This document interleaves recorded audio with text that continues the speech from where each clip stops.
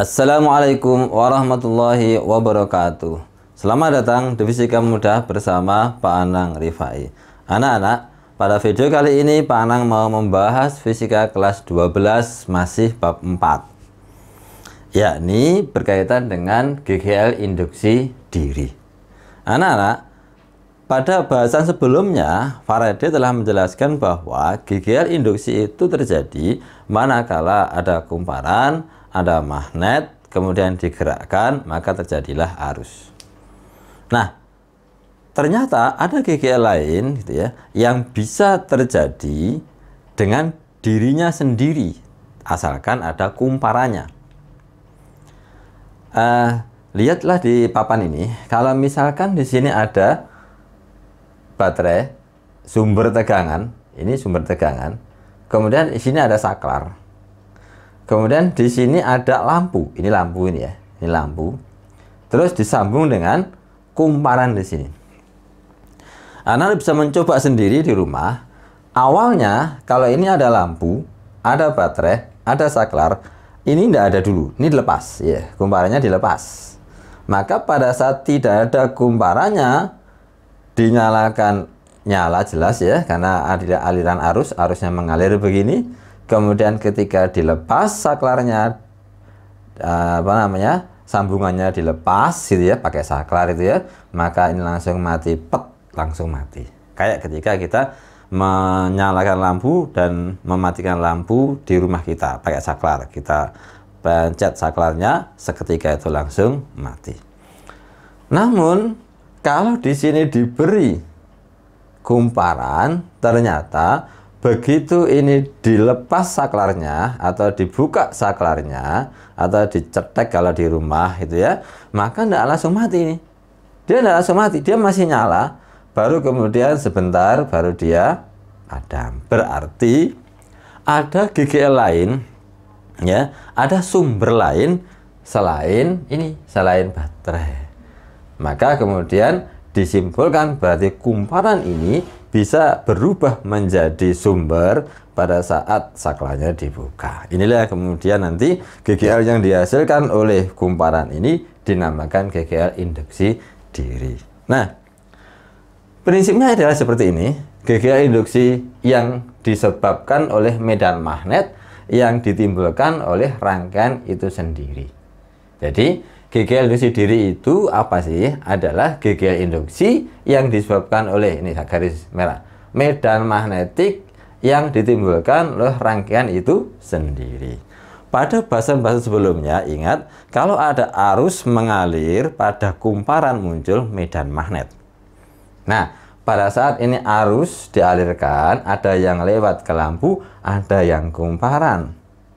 Solenoida ini ya. Pada saat dia dilewati arus, maka ini menjadi ada medan magnet. Kalau ini dirubah dari ada arus menjadi nggak ada arus ya, dari misalkan 5 ampere menjadi 0 misalkan gitu ya, atau dirubah berapapun gitu ya, maka akhirnya di sini akan muncul perubahan medan magnet, kan begitu ya. Makanya di sini saya berikan ilustrasi. Pertama kali ada perubahan arus dulu. Nah, kemudian pada saat terjadi perubahan arus, maka menghasilkan perubahan medan magnet. Kalau ada perubahan medan magnet, ada kumparan, ada medan magnet, otomatis di dalamnya itu akan muncul flux. Kenapa? Karena bahasan flux magnetik itu syaratnya ada magnet, ada kumparan. Nah, maka di sini juga ada perubahan flux magnetik karena medan magnetnya berubah. Nah, baru perubahan flux magnetik, konsepnya Faraday, setiap ada perubahan flux akan menghasilkan arus. Dengan menghasilkan tegangan, akhirnya muncullah arus. Nah, sehingga GGL menurut Faraday adalah main N D flux per dt atau delta flux per T. Delta flux per T atau D flux per dt perubahan flux terhadap waktu. Nah, maka kalau ada perubahan flux, maka menghasilkan induksi. Menghasilkan GGL induksi maksudnya. Nah, karena oleh dirinya sendiri dikatakan GGL induksi diri. magnetnya dari dirinya sendiri, arusnya ada di dirinya sendiri, sehingga dikatakan GGL induksi diri. Nah, begitu ya. Itu kronologisnya seperti ini. Ini untuk menggambarkan di dalam benak kita kenapa kok bisa jadi GGL. Maka dia semuanya mempunyai sifat ya seperti percobaannya Faraday tadi. Cuma semua terjadi pada dirinya sendiri sehingga dikatakan GGL induksi diri.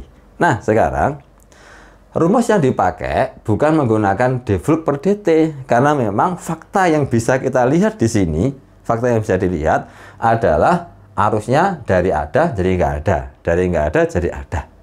Nah, jadi begitu ya. Arusnya kan itu ada perubahan begitu.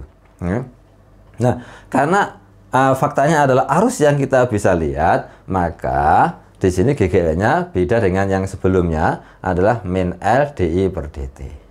Perubahan arus terhadap waktu, kan begitu ya. Nah, sekarang ini kalau bentuk persamaan kayak kemarin ya, kalau D itu persamaan.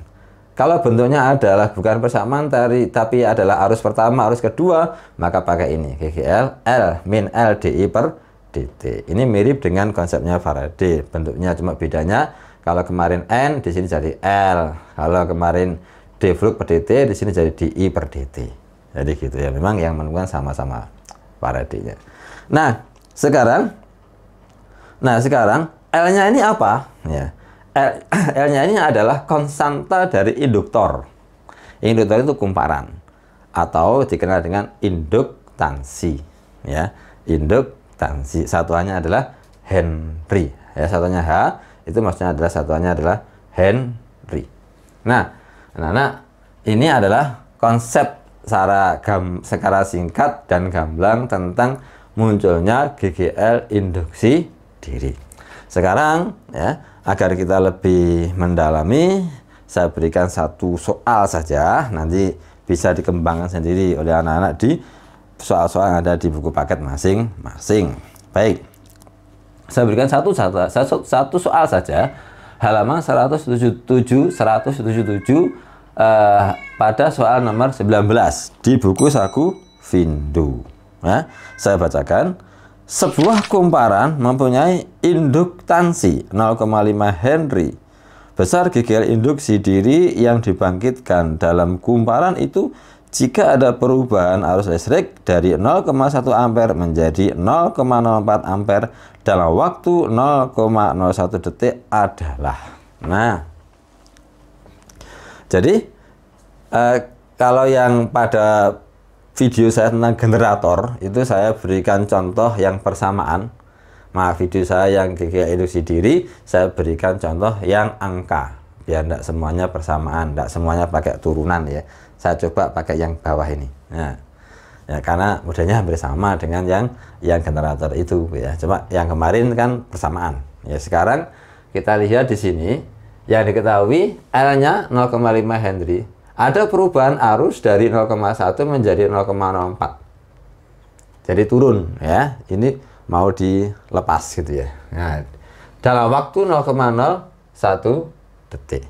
Dalam waktu 0,01 detik. Berapakah GGL-nya? Nah, kalau ada soal seperti ini, maka tentunya ada angka-angka begini. Nah, ini kan angka ya. Nggak ada bersama-sama sekali. Pakai yang ini. Gitu ya. Nanti misalkan ada soal diketahui bahwa I-nya ada persamaan bla bla bla, harus pakai ini. Kalau I-nya dalam bentuk persamaan. Tapi kalau I-nya dalam bentuk angka begini, pakai yang bawah. Nah, baik ya, jawab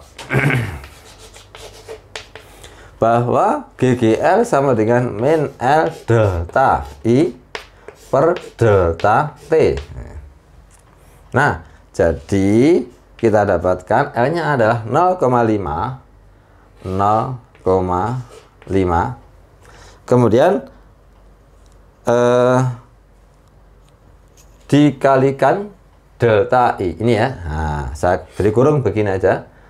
Delta itu adalah selisih arus akhir dikurangi arus awal, I2 min I1.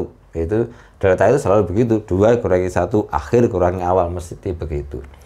0,04 dikurangi 0,1 dibagi dengan delta T-nya ini 0,05 1. Nah, begini. Caranya biar gampang adalah begini. 0,5 gitu ya. Dalam kurung. Ini sebenarnya 0,04 dibagi 0,1 dikurangi 0,1 dibagi 0,01. Jadi begitu caranya. Dibagi masing-masing. Ya boleh juga ini kamu kini anak-anak kurangkan dulu baru dibagi boleh. Tapi menurut saya lebih mudah ini saya bagi ini saya bagi ini dikurangkan. Itu lebih mudah. Coba ya. Ini kan benarnya sama. 0,04 dibagi 0,01 kan tinggal 4 bagi 1 kan? 4. Nah, begini. Dikurangi. Coba ini ya. Ini caranya ini kan sama aja biar begini dibagi ini ya.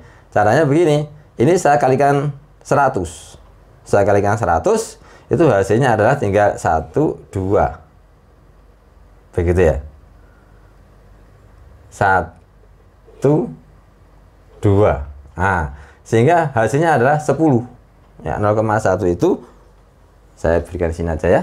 0,1 dibagi dengan 0,01. Caranya ini saya kalikan 10 ya.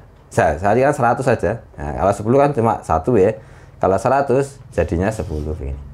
Ini kalau saya kalikan 100 jadinya adalah 1. Nah, akhirnya tinggal 10 bagi 1 berapa? 10. Nah, gampang kan? Nah, itu untuk memudahkan saja saya berikan di sini ya. Tapi kalau udah bisa ya langsung aja. Nah, hasilnya adalah GGL berarti sama dengan min 0,5 dikalikan 4 kurangi 10 min 6. Min kali min plus kan? 6 dikalikan setengah, setengahnya 6 adalah 3. Jadi GGL-nya adalah 3 volt. Jadi muncul GGL induksi diri sebesar 3 volt. Nah, ini adalah contoh tentang soal-soal berkaitan dengan induksi diri. Nah, tergantung nanti anak-anak melatihnya di soal-soal di buku paket masing-masing. Baik, sementara untuk video kali ini cukup sekian. Jangan lupa lihat video-video yang lain. Kalau ada masalah bisa komen di komentar ya, sehingga saya akan berusaha untuk menyelesaikan setiap problem dari anak-anak semua. Demikian video hari ini, semoga bermanfaat. Assalamualaikum warahmatullahi wabarakatuh.